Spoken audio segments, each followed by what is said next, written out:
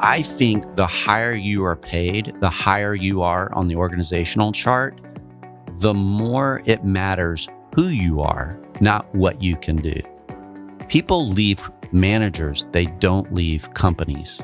And so I had to look in the mirror on that every day and say, am I someone that is worthy to follow? I always said, and I grew up with mentors and people that always said, if you're not willing to do it, don't ask someone else to do it. Hello, everyone. My name is Chris Powers, and I want to thank you for joining me on the Fort Podcast today. This show is an open-ended discussion and journey covering real estate, business, entrepreneurship, and investing. I would love to hear from you by tweeting me at Fort Worth Chris on Twitter.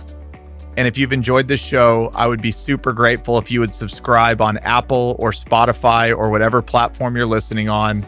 And if on Apple, if you would leave a rating and review, it would mean a lot. And last but not least, you can check out all these episodes on YouTube. So today, could not be more excited to have just somebody that I admire. I can't even explain how much I admire Pete Chambers with me on the podcast today. Pete and I have a very unique relationship, and a lot of these episodes have been geared around a lot about business, how to build a business, how to do a lot of great things in business. And this episode will be similar to that, but in a different way. What Pete has taught me, and I think a lot of folks could recognize this point, is that sometimes it can be all about business and you forget a lot of other things. And so Pete invited me into YPO 3 years ago. We share probably at least time together every week to 2 weeks. And we talk a lot about things outside of business and how to build a life that is balanced. Pete recognized really early on in his life that if he was not intentional about his family, about his faith, about things outside of the office, that he might look up one day after having a huge win, AKA maybe selling his business, and look around and have an empty life. And so I think in a world today where it's so easy to get wrapped up in your business and care more about things that you might regret you cared too much about later on in life, Pete has been the model example for me. So we literally meet every Friday, every other Friday. We've gone on retreats together. We've spent a lot of time thinking. And so today's episode will be a lot about the stuff that we talk about, how Pete has kind of set his life up and been intentional from a very young age. Pete did sell his business. Pete had a great financial success and he's done wonderful things in business. But I think today you'll learn that he would give a lot of that credit to the things he did outside of the office that helped drive him there. So without further ado, Pete Chambers, thank you for joining me today. It's great to be here, Chris. I've been listening to your podcast, and I look up to a lot of the guys that you've had on here. Yep. And have learned a lot and continue to learn a lot from you. So it's a pleasure to be sitting here with you, looking at you in that cool headset and this cool microphone. Thank you. We are in Fort Worth's first public podcast studio. So this is the second episode I've done here. So I'm going to start. One of the things that Pete and I started talking about really early on, and it was something that you did intentionally, was you recognized either in your late 20s or early 30s that there were things that there were seeds you had to start planting then in your life that would take a long time to manifest, but it would set you up for what you called the second half of your life, which is kind of call it a post-50 era. How did you begin to have those thoughts, and why were they so important to you, like really early on? Well, I think it actually started before my career. I'm the only son of a great CEO. My dad is my mentor and an idol of mine. And so, I got a front row seat to watching someone do what we love to do, which is run businesses and figure out life. And so I have 3 sisters and I have a mom. My dad's from all brothers. My mom's from all girls in East Texas. And my dad's from Fort Worth. His mother was German, and he's a strong guy, and she's a sweet East Texas girl. And so I grew up, I was at home. So I got a really good dose from my mother as to her view of what was going on in my dad's career, good and bad. And yet my dad was my idol. He took me everywhere. I grew up in business. I've been in business meetings since I was able to walk. I have pictures of me in plants. I've been playing golf with executives because my dad was kind enough to take me along. I don't know if he had to do that to babysit me or what, but he involved me. And so my opinions started to shape early because the sacrifices that my dad made to build a business and to take advantage of an opportunity that the market was giving him and to live the American dream had some pressure on the home life. Yep. And so I was at home getting an earful from my mother, the good, bad, and ugly. And as anything else, usually the ugly and the bad is what you remember because it was painful. And so it hurt me. It hurt me to see my mom disappointed and sad when he would maybe choose to not be home for dinner or something like that, of which we've all made that mistake if you're running a business and trying to beat your competitors and stay alive and to stay profitable. And so I don't punish my dad for that. It's just life. Yep. And yet you can do that to a point where that can cause pain that can have major consequences.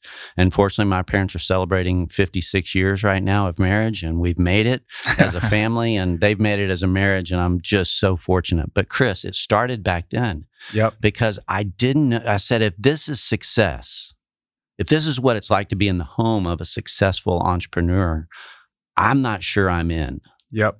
And so that was the beginning of my search for help. And, my kids are going to go to counseling for something I'm doing wrong. Yeah. We all, your parents aren't perfect. Yep. And so I started to be curious as to, is there a man that is killing it in the workplace, but also killing it at home? And I started searching at a very young age to find those men.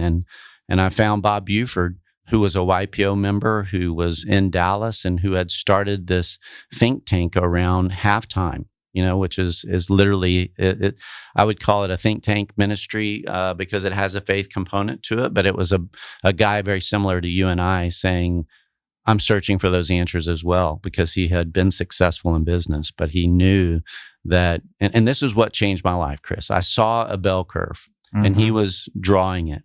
And it was like the entrepreneur was a pilot, on a killer jet, racing up the mountain. If you're not a fighter pilot as an entrepreneur, you ought to check out. Right. You ought to hit the eject button because it takes everything you have to be successful. Yep. And it takes, I'm not saying I'm the smartest kid in the classroom. I'm far from that. But you better have some slant on life, and you better be multidimensional, or you will probably not reach your potential, and you should go to work for someone else. Yeah. There's nothing wrong with that. Yep. However, this fighter pilot was going up the curve, and it was basically the success curve. And at the top, i.e., usually when you reach the top of the mountain, what are you left with? What are you sitting with in your hands? And his research showed that the guys were mostly all sitting with a bank full of money, but the casualties that they experienced on the way up, the ones that really revved it too hard, right, had casualties that they weren't. You and I talk about the difference between happiness and joy. Yep. They weren't either one. They were like, man, I'm not sure this was it. And it changed my life. And I set out to say, well, why do you have to wait till you're successful and rich because you have time and freedom to figure these things out? I think most of those guys would rather, they gave half to their ex-wife anyway. Right. So go back down the curve. If the success and the top of the money chain was up at the top of that curve, go back half anyway, because that's what they ended up with. Right. Would you rather have 50%, a happy wife, a happy God, a happy wife, and a relationship with your children? And I think for me, that was my goal. And so that's what I set out to try to accomplish, because I knew the end already was not successful for those guys. And so I'd be a fool to repeat it. And so when you met Bob, or you sought him out, what was next? So you found this guy that had done this bell curve, and like we've talked about so many times, you've gotten to the top of that bell curve and everything beneath you is a disaster, but you have this pile of money and you realize that that's really not making you happy either. What did you do once you sought him out, and frame it in a way that for guys that are at a similar age, late 20s, early 30s, like what should they do if they find their Bob Buford, or what can they be doing? Well, you can imagine a guy like Bob is getting stalked. I stalked him. I mean, and who is Bob? Bob Buford is a man that is no longer living. Okay. His mentor was Peter Drucker. Okay. He was an East Texas businessman from Tyler, Texas, who grew a cable business to be a large number. He sells it. He's at halftime. He's in Dallas. He's a intellectual guy. He's been in YPO since the beginning. He's really probably one of the founders of the forum concept. And he took basically YPO concepts that he had learned, combined it with what we've been talking about just right here about the faith component or the whole life picture of success. And he found that people were flocking to him to talk about that because they were relating to the story. So this guy ends up writing a book called Halftime. Okay. It's been an incredibly successful book. I've been around the world, and the amount of people that know about that book, every CEO at some point hear about the book Halftime. Yep. It fascinates me. So then a guy that he mentored, a co-founder of the Halftime Institute. So he takes a book, they form a Halftime Institute, i.e. like the Drucker Institute, right. and they start creating opportunities for CEOs to come and think out loud this topic that we're talking about. I was in my 20s. I didn't have a business. I called him and I said, dude, I'm this young man. I'm still in college. Yep. I was still in college. I said, I don't get it. How do you, if this is the picture of a Christian, successful businessman, husband, father, and I'm not talking about just my dad, but all these people that they're describing, I'm like, I don't get it. I don't want it. Yep. Help me. And to be honest with you, as you know, people are seeking your wisdom.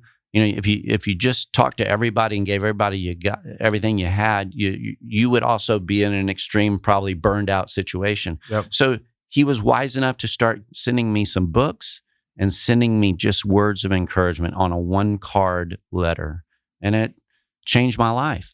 The guy that he mentored is a guy named Lloyd Reeb, who wrote the follow-up book called Success to Significance. So you see the trend here. Yep. And I met him when I owned my business, 10 years later after I met Bob at least. And I just tackled him at a conference in California and wrestled him down and put him in a chokehold and said, I want to know everything you know. So curiosity and seeking answers is out of desperation and is how I found it. And even when we really started talking early on, and you really have to kind of put your heart where your mouth is, because it's really easy to say you're going to make a lot of these sacrifices, and then you walk into the office at 8:00 that morning and totally go full speed on that jet fighter pilot and forget the sacrifices that you're going to make, and you do that day after day. What were some of the early things that started resonating with you that were things that you started implementing early in your life that you could have easily not done had you not been intentional about them? I'll give you a huge example. And it was crazy to think like this, but so we sold our family business, my dad's business, and I was just out of graduate school, and he had lived the American dream. He's now successful. I'm his only son. I was groomed my whole life to run his company, and all of a sudden I've got no job, no future. We set up a single family office in downtown Fort Worth. I think maybe I'd been coming up there a month, dressing a little nicer than I did going to the office on Hewlin and working in rock quarries, probably trying to look the part a little bit of an investment office. And one day I walked in and he said, I got a thought for you. You can come down here every day and we can look all successful and manage this money, and you can be miserable, or go do what I raised you to do and go buy a company. And by the way, typical of him, that meant go buy a company, but not with my money. Right. Figure out what money you can scrounge up and take your savings account and figure it out. I'll I'll do what I can to help you. But Chris, the point I wanted to make, because I'd already been influenced by Bob Buford in my upbringing, I had a thought come to me, and I drew a 10-mile radius around my house. And I said, I'm going to find a business in that 10-mile radius and buy it because I need to be home for dinner. Yep. And my wife is an independent, unbelievable woman. I wouldn't be sitting here successful without her, but she didn't care if I went to work after dinner. But I said, I'm going to be at dinner. Right. I'm going to be present at home, and logistics matter. And that was the first major chip I threw on the table of commitment to what I was talking about. And it was literally geography drove my business search. Yep. I looked at some outside the 10 miles. I might have stretched it to 20 probably, but at least I had a goal. Yeah. And I did find it. Yep. And how did you find it? I did due diligence on 7 different companies. Okay. And it was, brokers to networking around town saying I was interested, and it was sitting right under my nose here in Fort Worth, Texas, and found it, fortunately. So you find this business and you buy this business, and you have an early on goal of I'm at least going to make it home for dinner. That's kind of step one. Yep. How close do you always walk to the line of I'm not going to be home for dinner? It's easy in practice, and you can always make an excuse for I'm not going to be home for dinner because the work really is never over. Ending. Yeah. Yep. So I would say every day. Yeah. It's a struggle. It's every day. It's not as easy as said and done. And it's another thing to go home for dinner and then not be present at dinner. Yep. And I got scolded many times from my wife that, well, thanks for being here, but you're not here. Yeah. So, you're like, well, Yeah. I'm better than the other dude. I know. But that's still not good enough. Yep. And so it's a practice that I still work on today. It never stops. Your priorities may be there. You may be intentional. It's another thing to execute it with authenticity and the right attitude in the different segments of your life.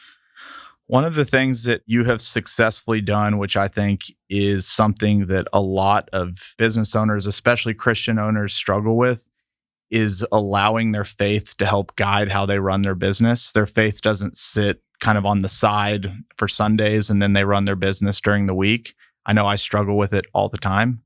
What are some things like, how did you approach using faith in your business? And how are you intentional about that?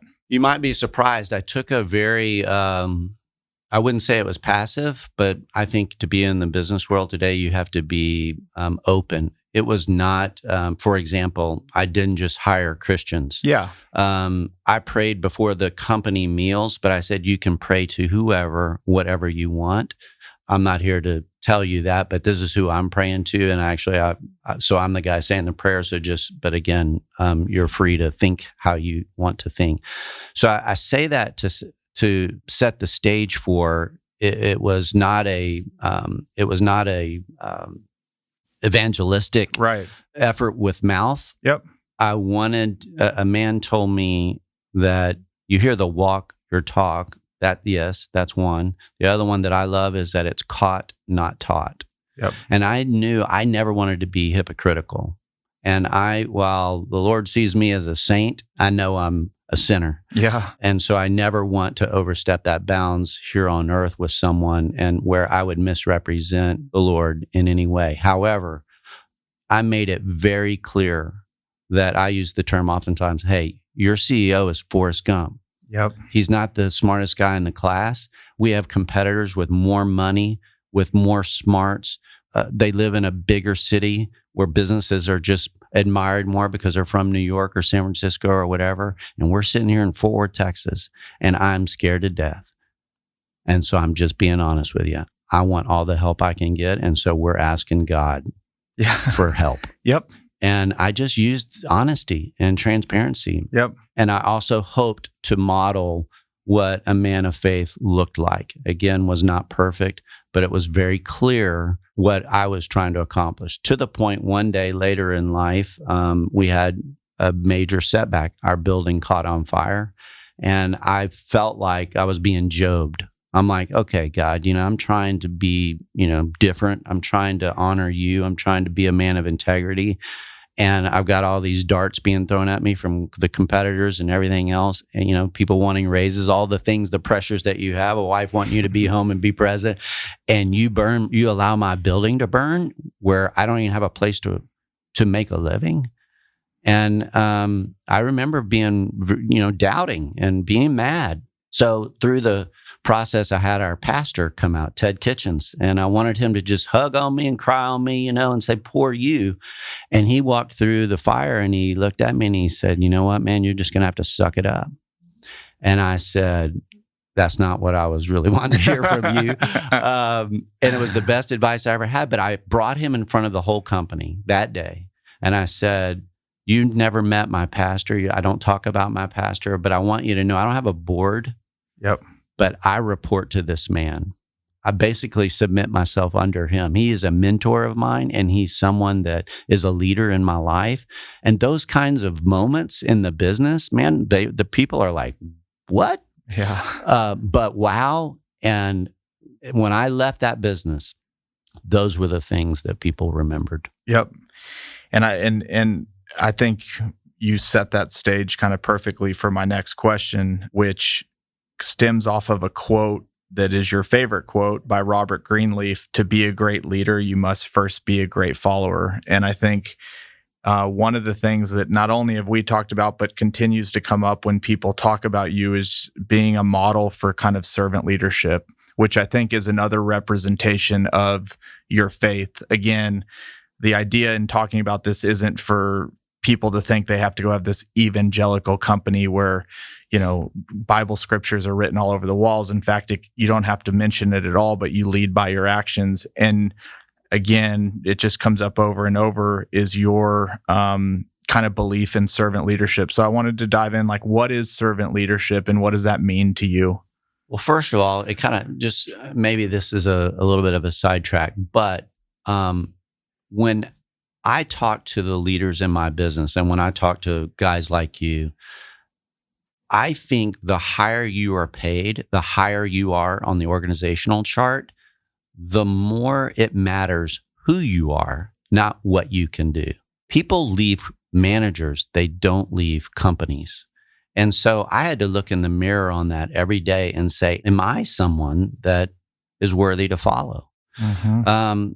So I think that's key. Yep. But I would come back to say on servant leadership, and again, I always said, and I grew up with mentors and people that always said, if you're not willing to do it, don't ask someone else to do it. Right. So I grew up, watching leaders pick up the trash on the company tour. Yep. And so how can you expect your company to pick up trash? And I say, if they do the little things, they're going to do the big things. Right. And so seeing a leader be the one picking up the trash, usually you can look through the organization and they're going to have a servant's heart. They're going to be humble workers. And so it's just, again, you can look at Jesus, you can look at a lot of great leaders, and they were known for, when you were in their presence, you didn't feel like they were looking down at you. Right. And so that was huge for me. My dad was like that. I used to watch, I'd be working in the plants and he would come through, and I'm in a faraway city, and he would come through and they'd say, man, the morale for 6 months after he leaves is up. Yep. And it's because he went to the guy that was sweeping the floor, and that guy felt like he was right there at his level with him and appreciating him. And he followed Ken Blanchard's number one statement that was imparted to me as a leader. And he said, catch people doing something right. That is a much better philosophy than being someone that sets a bar and is looking for ways to hammer the people for what they're doing wrong, yep. thinking that that's going to get them to the edge of to the point of success. And so, I think all those features, and again, take away the Jesus is God component.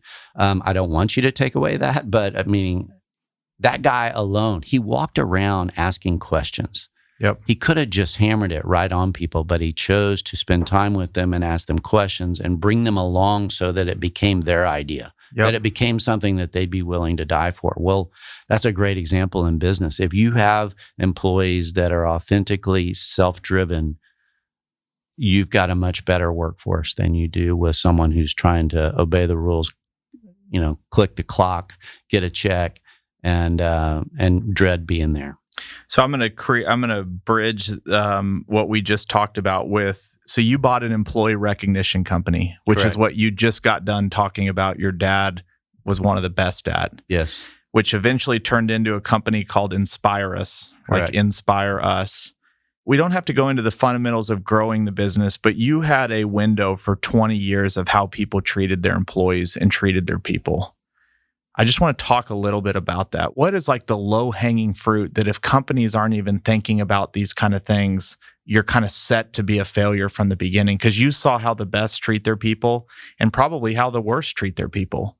Is there anything over that 20 years that just stood out to you? Well, I mean, I was serving corporate America from the East Coast to the West Coast, and spent a lot of time in the HR offices. Yep. This was not something that I was getting a whole lot of C-level conversations. I was in YPO, fortunately, so I was getting the C-level exposure from them on what they thought about recognition. So let me just focus on recognition for a second, because I think it's just it's not what you should hang your whole culture on. Right. However, let me just tell you my story. I found that I bought a jewelry company. Yep. Transformed it into a software company that was, and there were about 3 or 4 major transformations. About 100-year-old jewelry company ended up selling a software platform and an employee engagement business. However, I still go back to people were looking for, give me the formal trick where I can just flip a switch and make my company a great place to work. Right. Well, it doesn't exist. But I was trying to find that for them because we get busy and we forget about our people. Right. It just happens.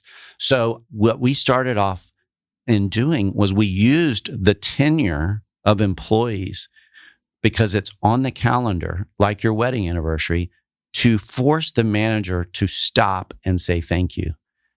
They need something formal to help them be great. Yep. And service awards, everybody says, well, why should I recognize someone for 10 years of being in my business or sitting on that chair over there? Well, to me, that's a manager's problem. If you think that all he's doing is sitting over there on that bench for 10 years, you're not a good leader. He ought to be gone. Yep. Fire him if that's all he does and you're wishing he was doing something else, or fire yourself. Right. More appropriately, probably. Right. However, if he's made it, I know my employees, if they've made it with me in 10 years, they have given it all. Yep. And I want to stop and celebrate that moment. Hopefully I'm doing it daily, but that was a calendar event. When you have 100,000 employees, there's some calendar events and some training that we can do. And do we talk about the years of service? No, that's just the moment. Yep. So pick out 3 things that those people do well. Pick out the 3 things that those people do that make a difference amongst their peers. Yep. And talk about them in front of their peers. It will give you momentum like nothing you've ever seen, more than a bonus and more than a paycheck. And that public recognition is a one-on-one conversation in front of the whole company, everything in between, or everything in between, but for sure something in front of at least their team of peers around them, their department. Yep. Depending on the size of your business, we did it. I mean, we had 125 people when I sold the business, and we got together every month, and I pulled those people up in front of all 125 and praised them.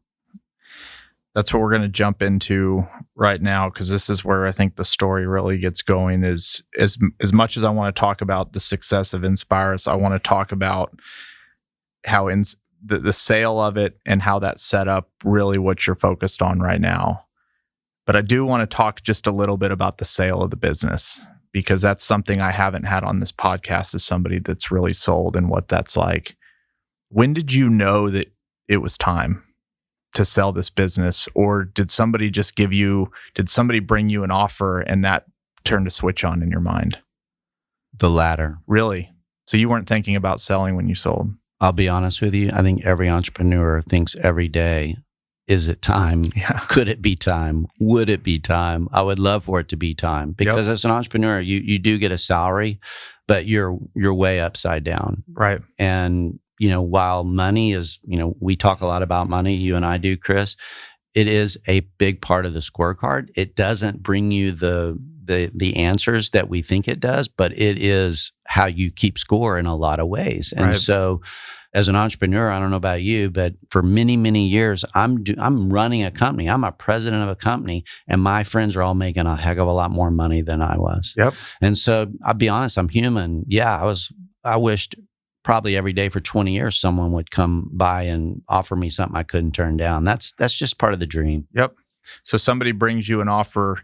Did that happen years before you committed to sell, or did that offer lead to what ended up being the sale? That offer led to the sale. And where did it come from? Had somebody heard that you might be interested, or they've been watching you? Someone knew the buyer, and they were looking for a company that looked something like mine in our industry. Yeah. And that in-between person, which we both knew, it was pure and simple, probably a small conversation saying, I think you ought to look at these guys. Yeah. And that it was not an investment banker. It was not anybody. It was a relationship. Does your mind cross a point of no return where you've been running this business for 20 years, your heart and soul is in it every single day, your people have been with you forever, it's really all you know, and all of a sudden the offers become so real that it's almost like I can't go back to thinking the way I used to think about the business. I have got to get to a sale. Does that occur? It does. I fortunately had mentors, and through my YPO forum and I knew that, and now I'm in the deal business. I'm an investor. I buy companies, and I know that a deal can fall apart in the last hour. Yep. And so I fortunately would, as much as, of course, I'm human. I was like, man, this has got to go through because you've danced this long and you know what's coming and all the good things about it. But I every day fought myself and said, you can't go there. How long did it take? It took from the moment we met them, it was close to 2 years. From start to finish. Yes. This was not an auction where it's 90 days, racing to the closing. Yep. This was a long, and it was a very large public company. So the due diligence that we went through, they took us through, was very extensive. Were there days that you didn't think it would close? You will have many of those days, yes, in any deal. If you had to give somebody a few words of wisdom that might be thinking about selling their company for the first time, what would you tell them? First of all, I would tell... Or they're a first-time seller. I would just say this to every entrepreneur. Your business is not for sale, but run it so that the day that does happen, you are not all of a sudden trying to clean your company up. Right. Get out of your financials. Get your personal life out of your financials. Get your company clean. Run it like you don't own it. And you will be thankful when the moment comes if someone came along that you didn't invite to want to buy your business. Even if you were going to auction your business, the investment banker is going to come in and do all that for you, right? And require you, which will delay your ability to get to market because he'll be spending 6 months trying to professionalize your business. So do it today. Did you have prior years audited financials along the way? Reviewed and then audited. Fortunately, one of my teammates at the end there had investment banking background, and he said, but it's not easy to say, well, let's just throw down $50K to get our business audited in case we sell. I could spend $50K on writing code and get a lot more for it. Right. We fortunately made that decision, and it was the right one. So you sold your business in 2016, and I'm going to read your mission statement, which is really what you're hoping to accomplish the second half of your life, which is to use my leadership experiences, my network, my financial blessings to serve high-capacity leaders in thriving organizations. Let's talk about that. How did you come up with that?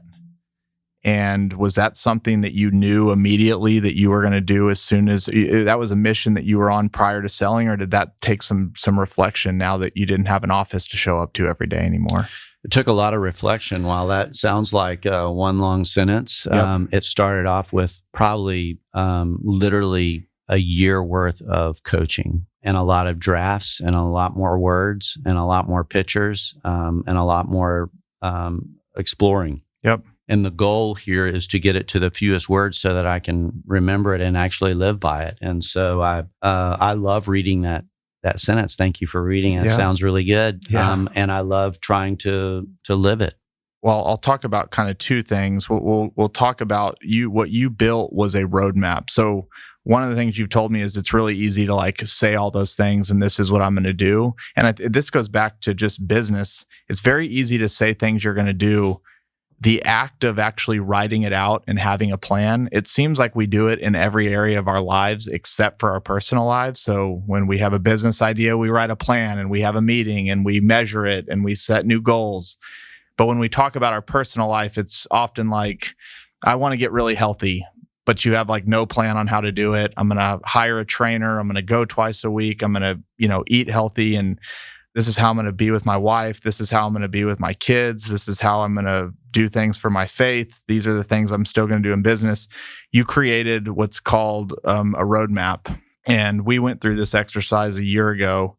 And I wanted to just open it up to you to just talk about this roadmap and how you've constructed it and how it shapes your life.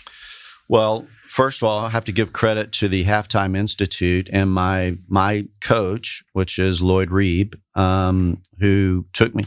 One of the things I did when I sold my business, I said, I've been a part of coaching, executive coaching.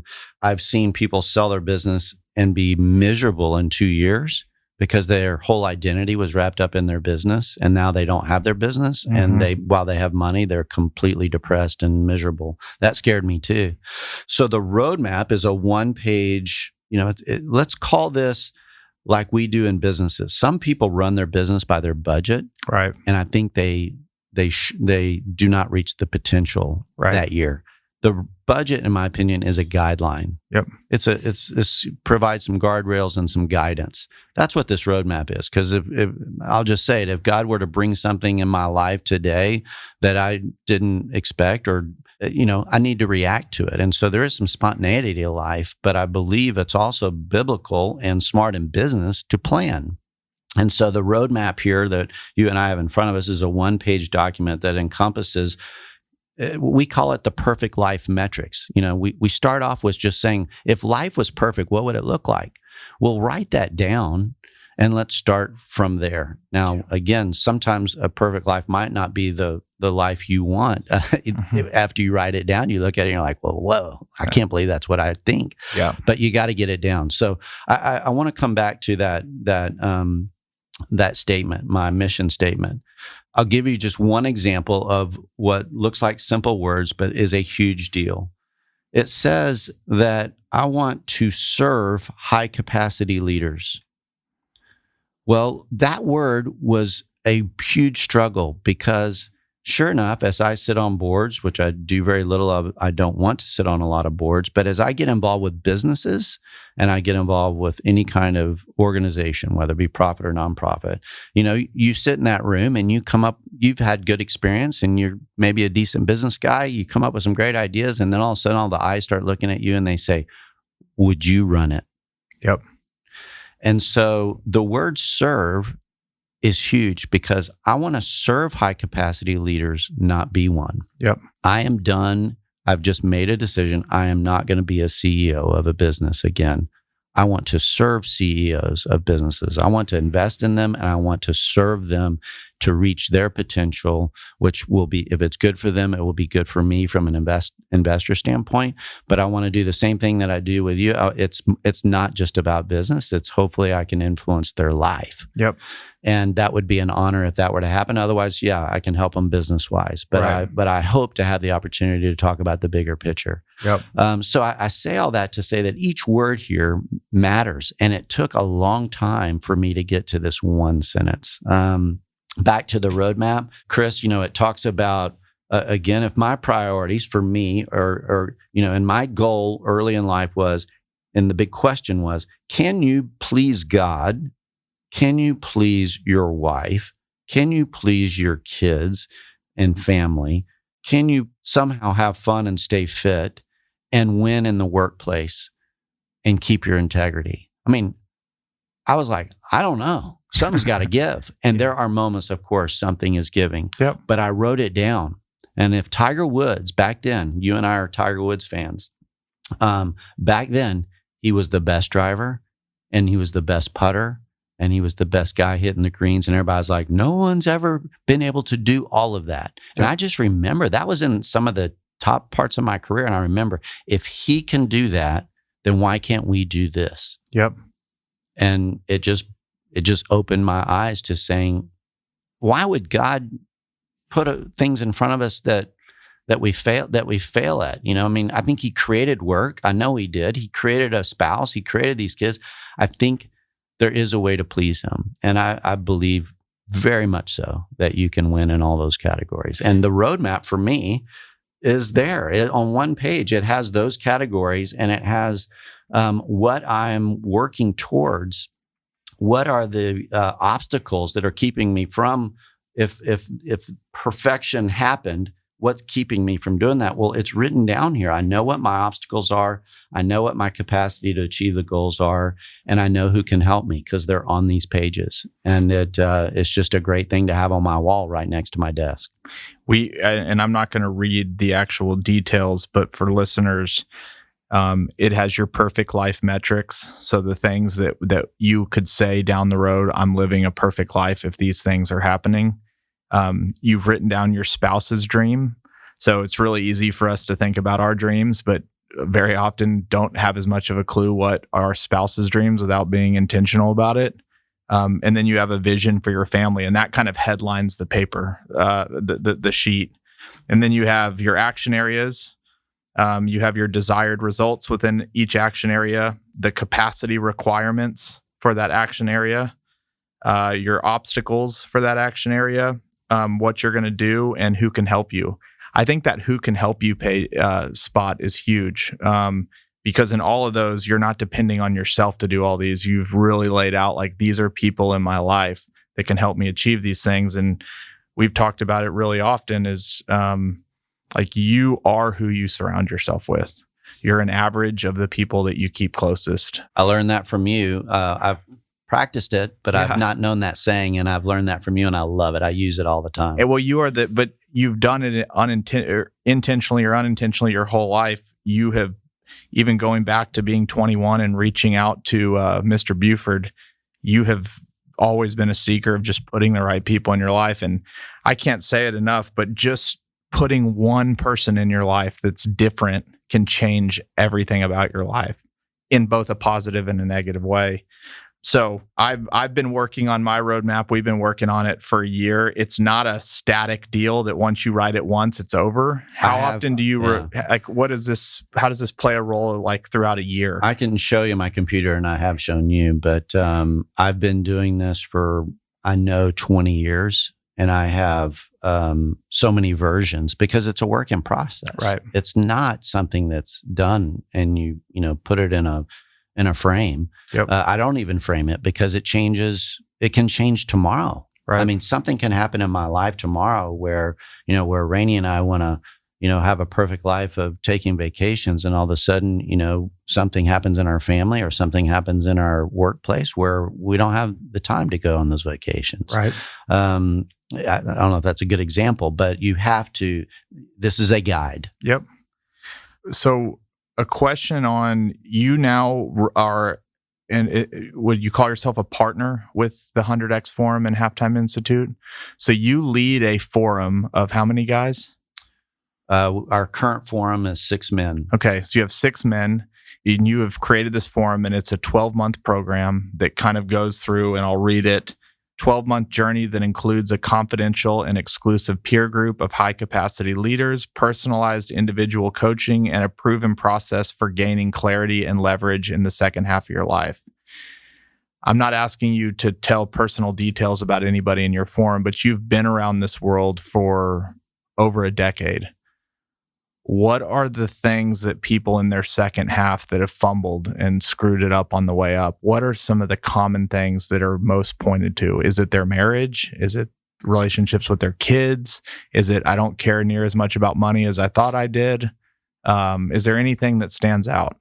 I'm going to add one little thing to your question, Okay. or to the scenario here. Because why should I be sitting in that forum with men that are oftentimes older than me, ran bigger companies than me, et cetera?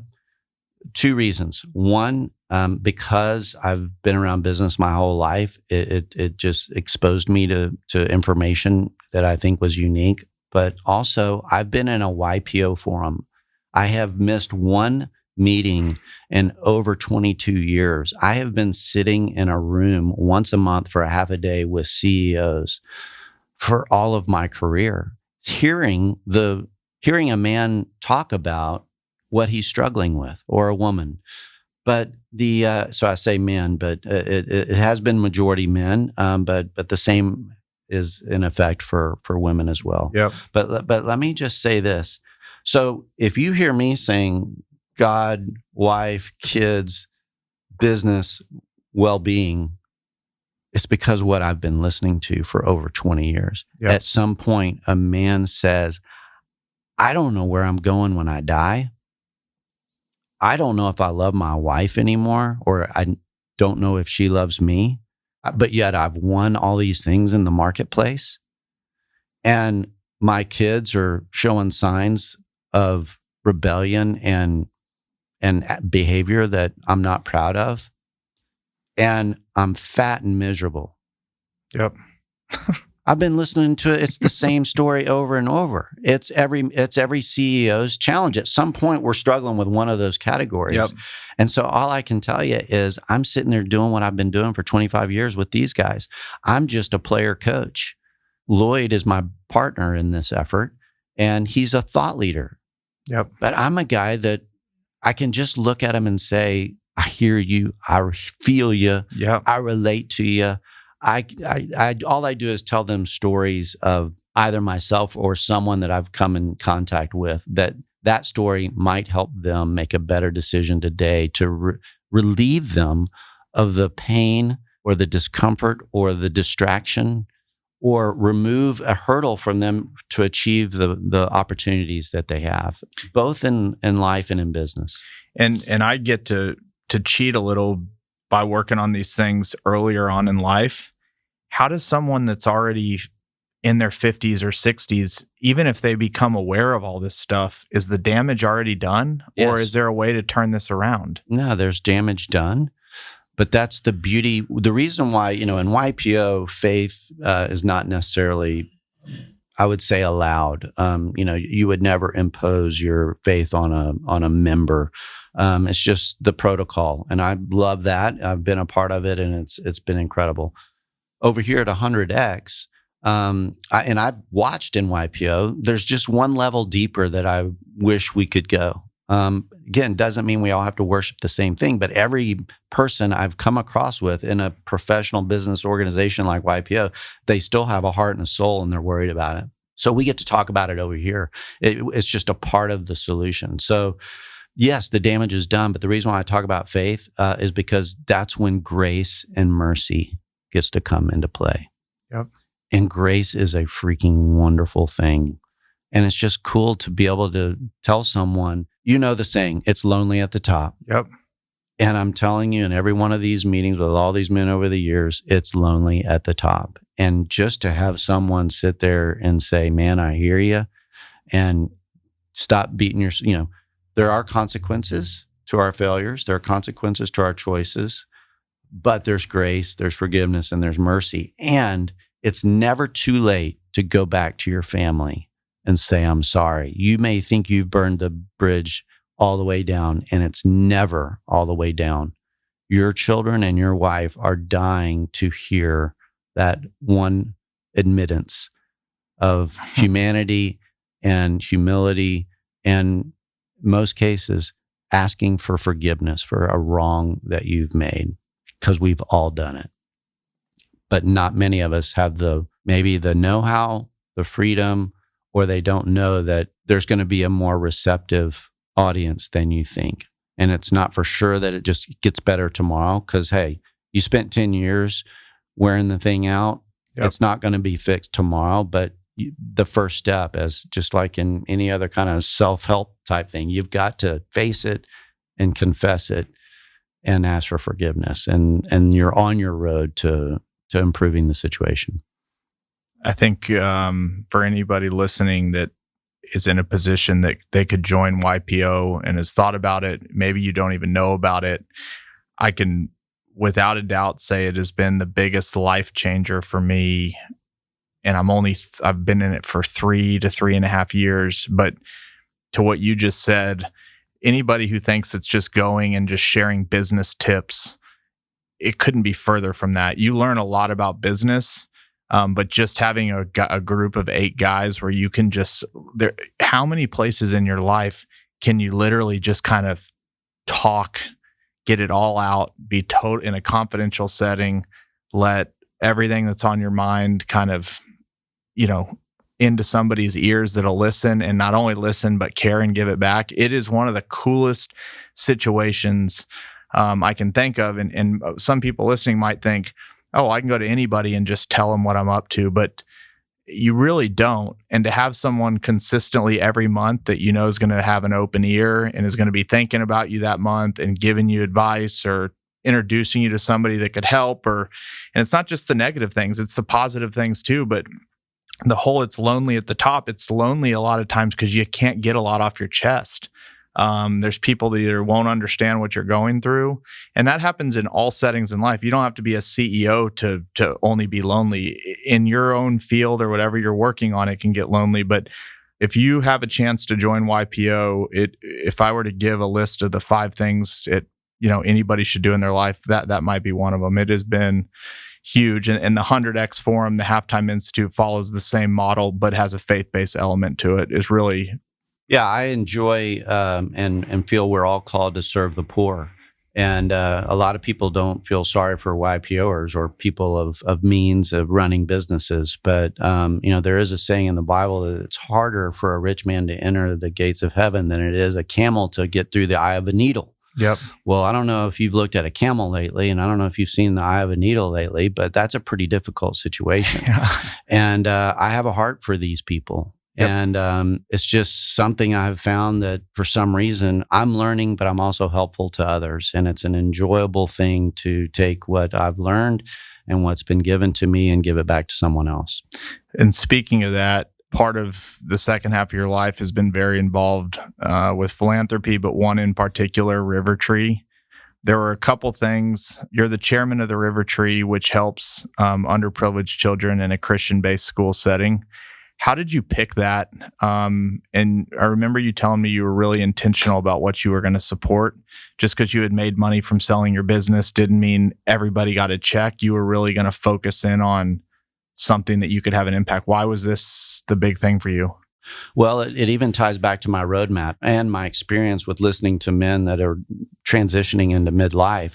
Oftentimes they look at their wife and they're 50 years old and they said, she's been hanging out with the kids, I've been working, and we got nothing in common. Yep. Well, as I was transitioning out of my business, by the way, the day we sold, I came home, we've closed, we have a bank account that looks a lot different. And I come in looking like King Kong. We've won, honey. Let's go anywhere you want to go. Let's do it. It's Friday afternoon. I just had the biggest day of my life. And I said, let's go. And she says, we're not going anywhere. I didn't sell my company. Yep. I'm like, you didn't what? And she's like, we still have kids at home. We've got 2 more years. And I just said, oh my God. And I'll never forget it. It was about an hour later. We were sitting at the high school football game. We didn't go anywhere. We went right to the high school football game. And I was like, you know what? I'm in a waiting period. I'm waiting for my wife to finish her job.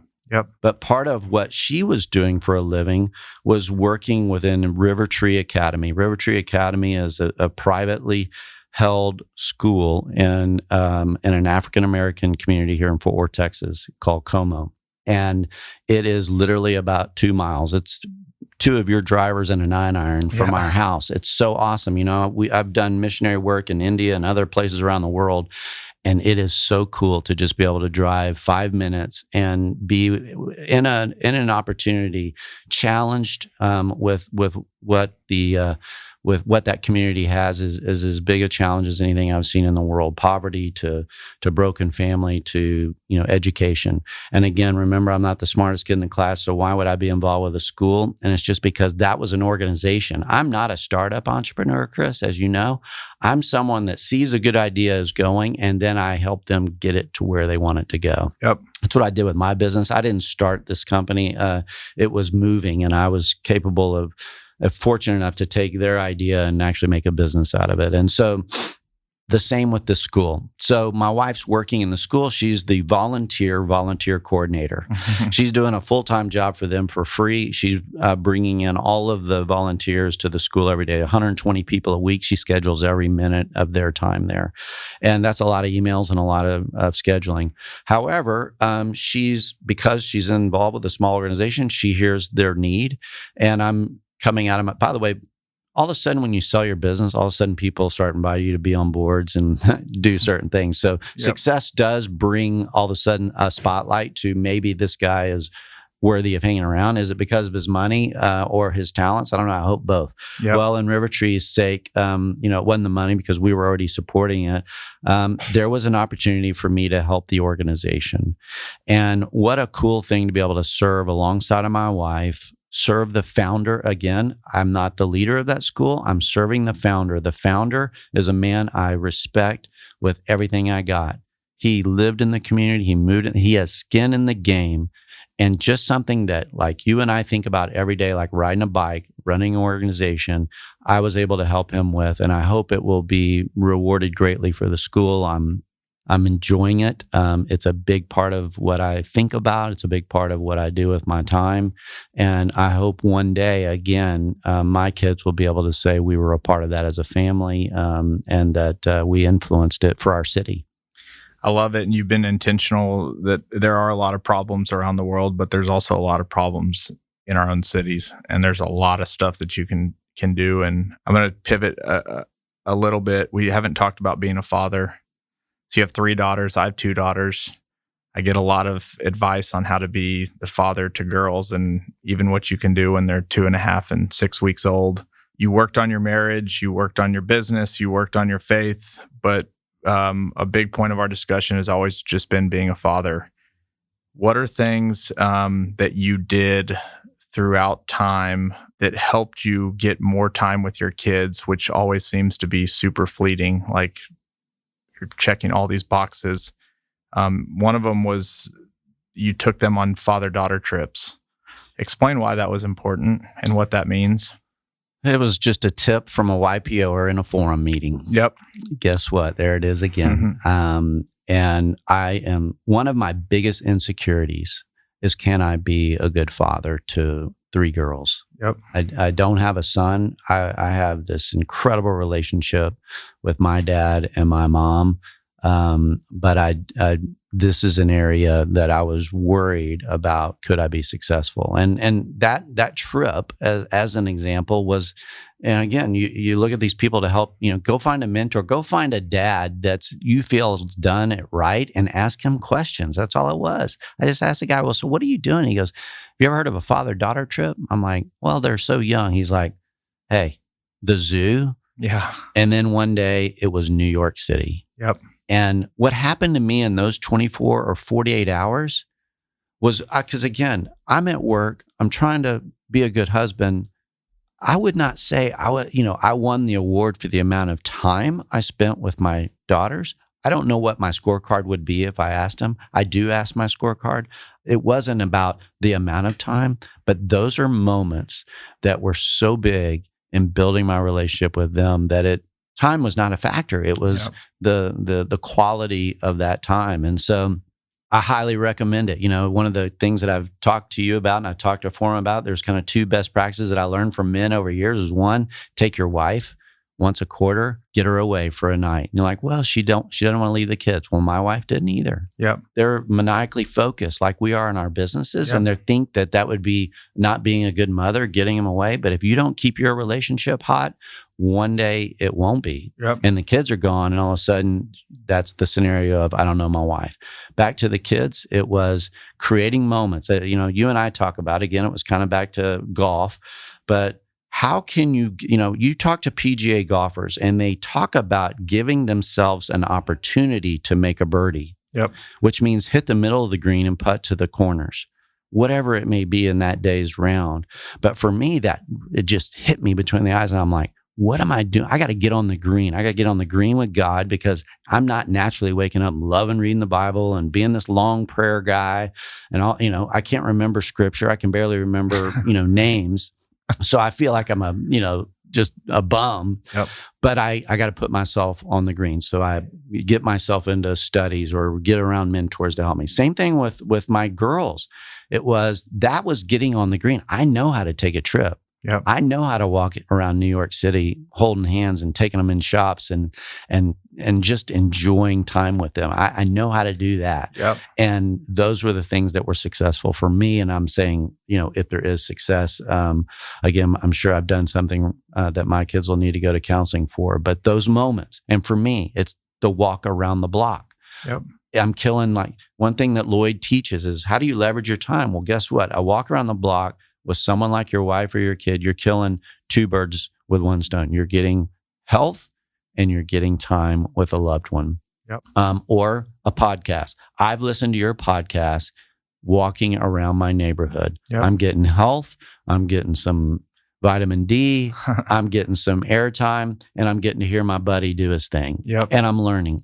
I mean, it's just what you got to be intentional about everything you do. The two for long one. answer to your story, but what I've done with my girls is, and they are now, my oldest daughter just started her career in Denver, Colorado. She has her first corporate job at full time as of this week.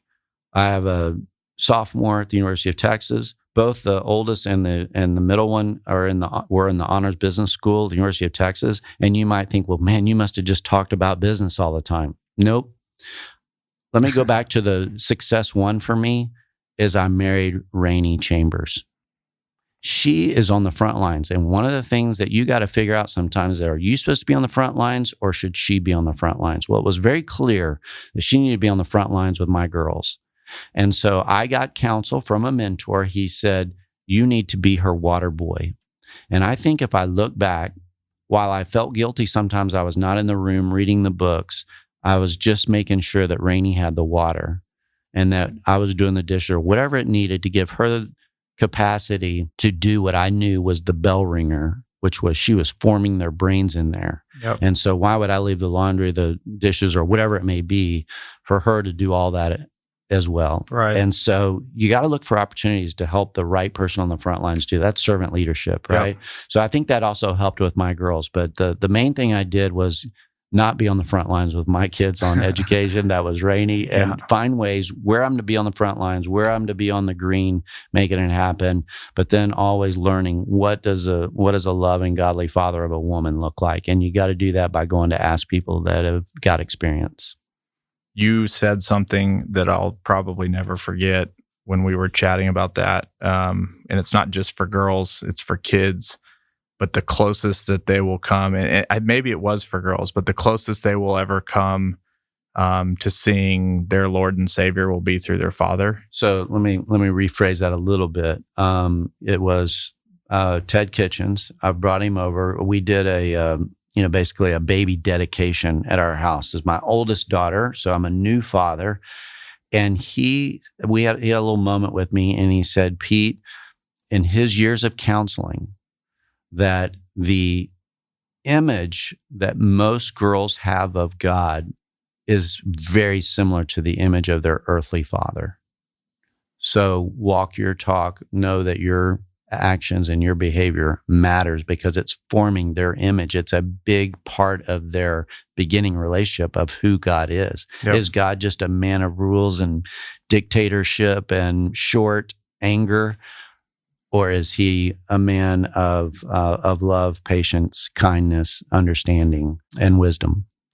So I'm going to bring it home with a painting that you have, and I think it's one that I've seen a bunch. We've talked about it a lot, and it's actually something that my father used to talk to me a lot about, which was along the lines of, if it all ended today, what are you leaving here on earth? What are people going to remember you by? And if you would talk just a little bit about this painting that you have and how it impacted your life. And I think it is an overarching theme of everything we've talked about today and how you've kind of gone about your life.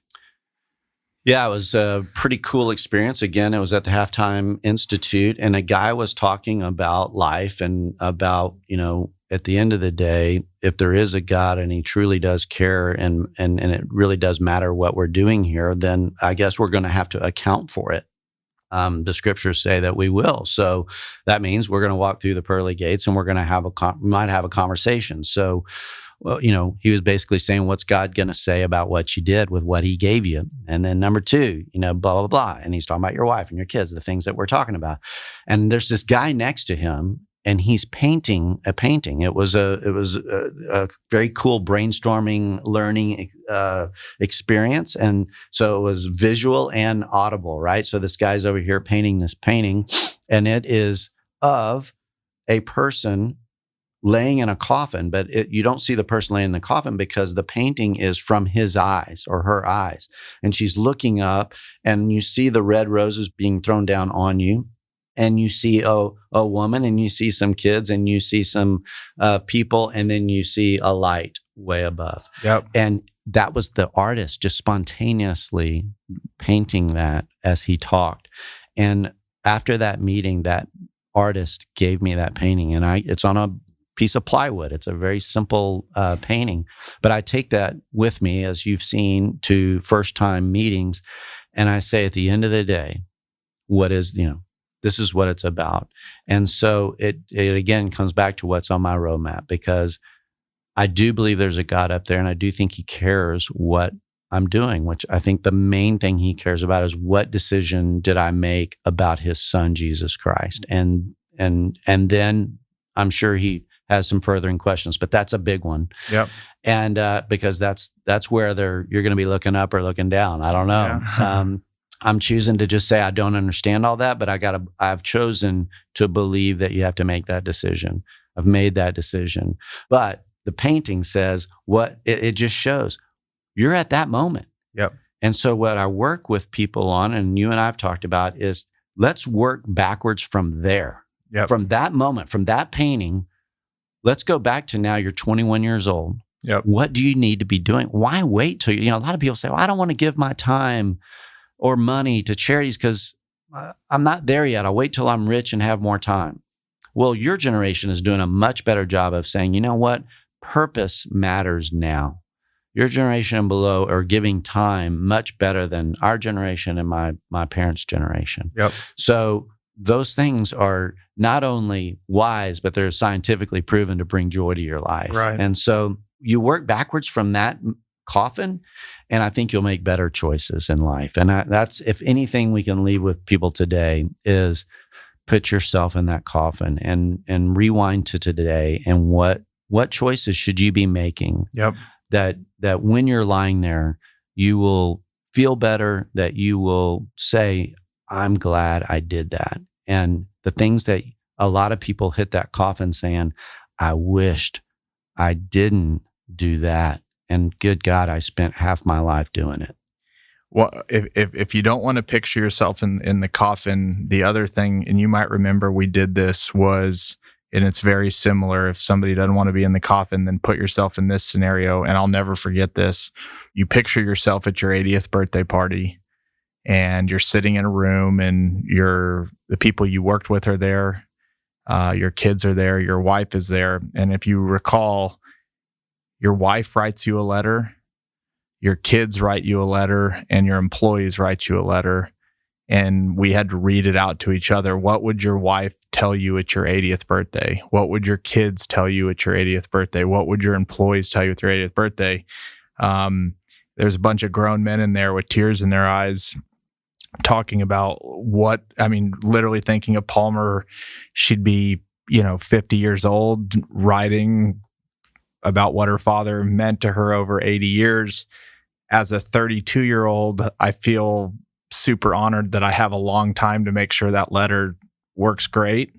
This lesson wasn't given to me when I was 79, and I have to change everything by 79 to 80. But, stuff like that can sound cheesy or corny, but if you really put yourself in that situation and you really put yourself sitting in a room with everybody important there writing you a letter, it'll have a significant impact on you. Maybe in that moment, something won't change, but if that's something that you think about on a regular basis, I just don't know how it couldn't change your life. And so the good part is, every day we have an opportunity to change the way something was the day before. We might not solve it that day, but you can always kind of wake up with something in your heart that says, I'm just going to change this. I'm going to work on it. And the truth is, you work on the things that are important to you. So it's really easy to say, like, my family is important, God's important, my business is important. But I think you told me this. Everybody always says, well, what's most important to you? Oh, it's my friends, my family, God, playing golf and whatever. Okay, what's most important to you? Well, God, of course. Okay. How much time do you spend on that? It's like the very least of all the 5 things that you mentioned. It's like, okay, well, is it really the most important? And I'm not sitting here saying that just drawing it out and writing it out has changed me. What has changed me is a constant thought pattern of thinking about that stuff. You just have to be thinking about it, is what puts you on the green. It's the chipping and putting. I've been working on this stuff intentionally for 3 years. I still feel like I have 30 to go to get anywhere close to where I want to go to, but it is the baby steps. It's being super intentional. And this episode and just all the time we spend together is super impactful because it's not a one time I'm going to think about it and do some things. It's a lifestyle, and it's hard, and it's not always the most popular lifestyle. And there's things you're going to have to give up in your life. I literally couldn't imagine doing it any other way at this point. And I thank you a lot for that. I thank my father. I thank people that I've put, around my life, but it has been an intentional deal. And I know there's just a lot of people that struggle with similar things. Right on, man. They call it the road less traveled. A statement I love is the art of great positioning is sacrifice. Yep. What are you saying yes to so that you know what you say no to? Because to accomplish this, you're going to have to say no to a lot of things. Our fleshly desires, our passions, and our ability to get invited to everything under the sun. There are distractions hitting you all day, every day. And so something like this has just helped me work through those tough days. And so I wish, hopefully we've helped someone today think about a few things that would just make their life better. We're all in it together, and there's 100% chance that we're going to die. Yep. And so you do need to think about that. But I can tell you, I just put an 80th birthday together for my parents this summer, and that birthday does happen. And it's your choice as to what it's going to be like. Yep.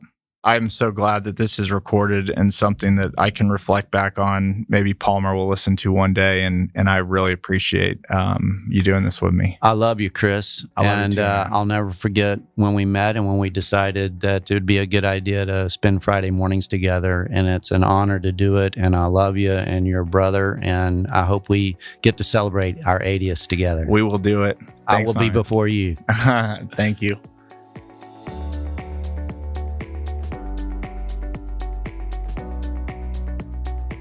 Hey everyone, it's Chris here again. Thank you so much for joining me on this journey. If you enjoyed the show, please subscribe to us on Apple Podcasts, leave a 5-star rating, or write a quick review.